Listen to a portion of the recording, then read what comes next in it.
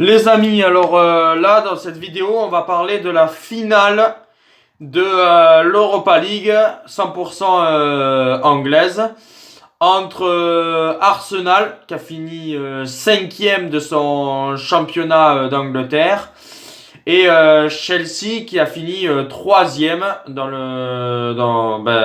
aussi en Angleterre. Alors, on va refaire le parcours d'Arsenal et le parcours aussi de Chelsea. Alors, tout d'abord, Arsenal a fini premier de son groupe avec 16 points et Chelsea a fait de même en finissant premier avec 16 points. Puis après, en 16e de finale, Chelsea avait affronté Malmö.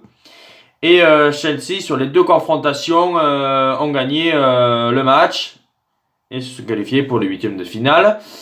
Arsenal avait perdu le match aller contre le Bad Borisov, mais avait gagné le match retour.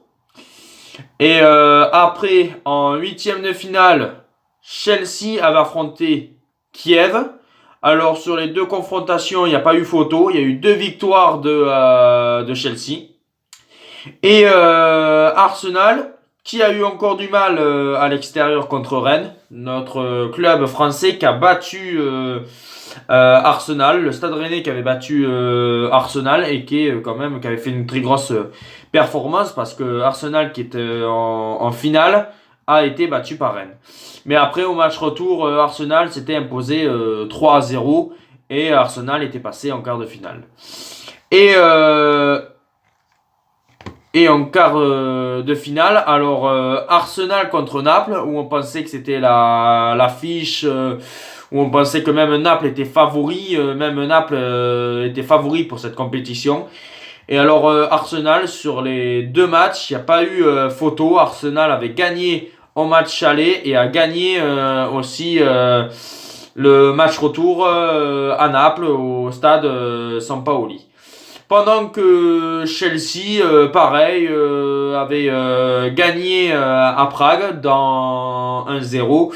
Et au match retour, où ils ont failli être éliminés, parce que Prague a été une bonne équipe, Prague qui avait éliminé Séville. Et Chelsea qui s'est qualifié quand même sur le fil chez eux 4-3. Et puis après, Chelsea, au tir au but, avait battu Francfort. Et Arsenal s'était imposé sur les 2 confrontations contre Valence. Alors, la finale entre Chelsea et Arsenal, pour ma part, je pense que ça va être une finale, je pense que c'est quasiment du 50-50. Je pense que les 2 équipes, on voit qu'ils ont d'un côté Olivier Giroud, qui est le meilleur buteur de la compétition avec 10 buts. Et de l'autre côté, une attaque, Lacazette-Aubameyang, qui sont tous les deux, l'un doit être à 7 buts dans cette Europa League et l'autre doit être à 6 buts et ils sont très complémentaires. Après, je pense que le milieu va faire peut-être la différence parce que Chelsea a un milieu quand même avec Kovacic, Jorginho et Kanté face à un milieu Arsenal qui est Torreira, Ramsey, s'il peut jouer la finale. Et puis après, on a 2 bons gardiens. D'un côté, Arsenal qui est Petrosec, un vieux briscard.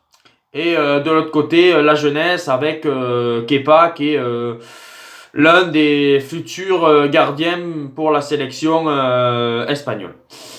Alors, pour ma part, je pense que ça va être un match hyper serré. Mais moi, je verrai quand même une courte victoire de Chelsea 2-1. Même si pour ma part, moi je soutiendrai Arsenal pour cette finale, mais je pense que Chelsea s'imposera 2-1.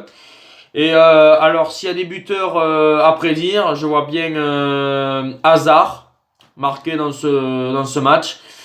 Et après, pourquoi pas un but d'Olivier Giroud. Allez, soyons fous, un but d'Olivier Giroud. Et côté Arsenal, je verrais bien quand même un but d'Aubameyang qui est quand même en pleine forme dans cette fin de saison. Et c'est pour cela que je verrai Hazard, en plus Hazard qui va partir au Real Madrid l'année prochaine. C'est pour cela que je pense que de finir avec un titre serait très bien pour Chelsea. Mais attention, ouais, attention Arsenal parce que Emery peut rentrer dans l'histoire. Emery a déjà gagné 3 Europa League et peut être l'entraîneur qui peut en gagner une quatrième. Et souvent Emery est quand même, on l'appelle l'entraîneur de l'Europa League. Voilà les amis, alors j'espère que vous me laisserez des commentaires si vous êtes pour Arsenal, si vous êtes pour Chelsea.